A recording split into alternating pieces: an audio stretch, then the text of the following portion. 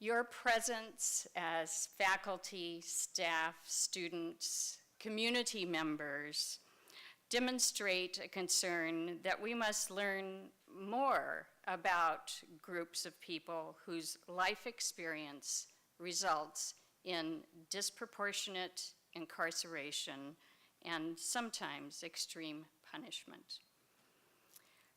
Our country is an ancient homeland for 567 federally recognized tribes of American Indians. Early encounters with Europeans who believed they had discovered a new land failed to recognize our homeland. This occupation became a systematic injustice that reverberates today. The United States outlawed our religion, they outlawed our ability to go to church, and they criminalized the Indian person. And so there began the very initial contacts with the criminal justice system, because we were being criminalized for who we were and who we are. Native people are the most likely to be shot by police, even more so than Black Lives Matter. And that's, when we created Native Lives Matter, it wasn't to steal the thunder of Black Lives Matter, but it was to create a synergy, because there are systemic problems, as a lot of people in this room know. There are inherent and systemic problems with the application, the administration of justice. This past Friday, 21st of April, 2017, I was at the Pennington County Jail, and on that day they had 567 inmates in the Pennington County Jail. They had just built a big new addition to the jail, and your jails and our prisons all across this country are building big, splashy new additions to them to hold more people. Roughly 50% of the the jail population on that day were American Indian.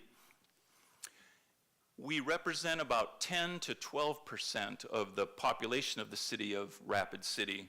We American Indians, mostly Lakota, do. So the fact that half of us, we represent half of the inmates on any given day in the jail, and it's been like this for years, is a disparity. So who's doing anything about this? South Dakota, like every other state in the country, has an advisory committee to the U.S. Commission on Civil Rights, and this committee has caused there to be a number of different hearings and listening sessions in the Dakotas and in South Dakota, one just this past March in Aberdeen, South Dakota. And basically, I read the 1999 report of the latest hearing that took place in Rapid City. And what it said was, basically, we've been having these hearings once a decade, every decade since 1960, and it is still the case today, on the fourth decade of our having these hearings, that the top three concerns from 1960 are still prevalent today. That is the overrepresentativeness of natives in our prisons and jails. That is the underrepresentation of native people in all levels of the justice system as jurists or judges. And there is disparities in sentencing that we know.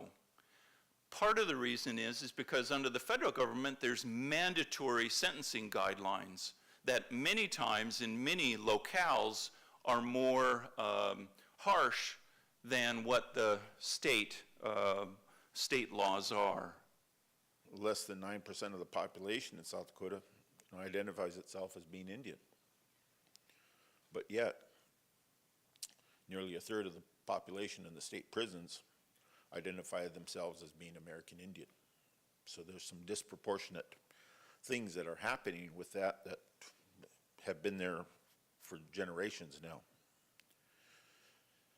There's an array of competing jurisdictions that we deal with when we live on the reservation. We have, for example, Chase talked about it a little bit earlier, if there's a tract of land that's deeded, that's taxable, and a non-Indian commits a crime on that land, then he's covered by the county sheriff, or that's his jurisdiction.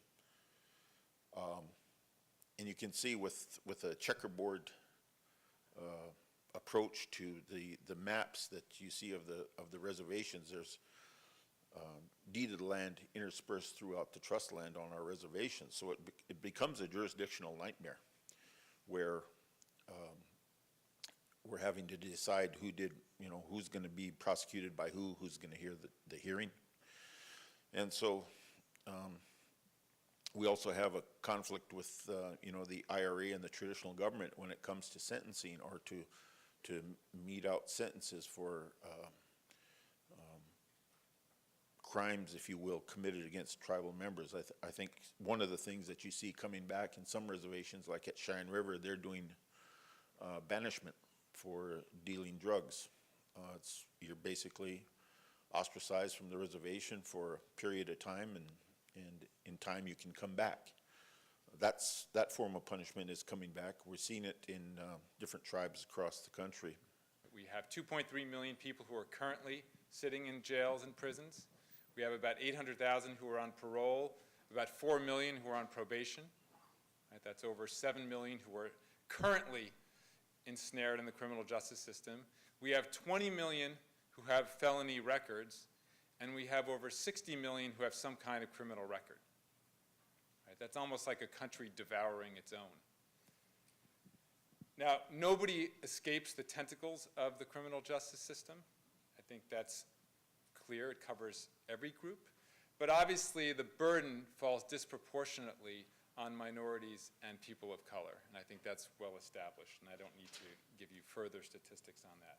But I will say that no issue or no group is more neglected in conversations about criminal justice in prisons than Native Americans, right? Who are disproportionately, on many categories, more than any other group, overrepresented in the criminal justice system, as we heard a little bit this evening. So I'm so grateful to our panelists, to Betty, for putting together this tremendous event.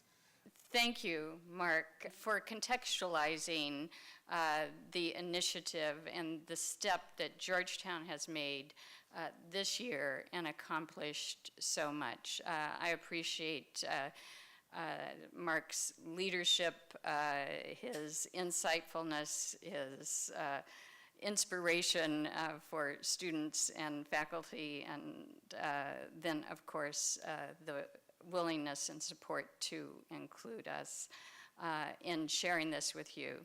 The sponsoring organizations, the O'Neill Institute, Jenadine stepped forward with the Georgetown Law chapter of law students, and then the undergraduate Georgetown Native American Student Council. Most important, of course, I'd like to recognize our appreciation for the panelists who informed us tonight.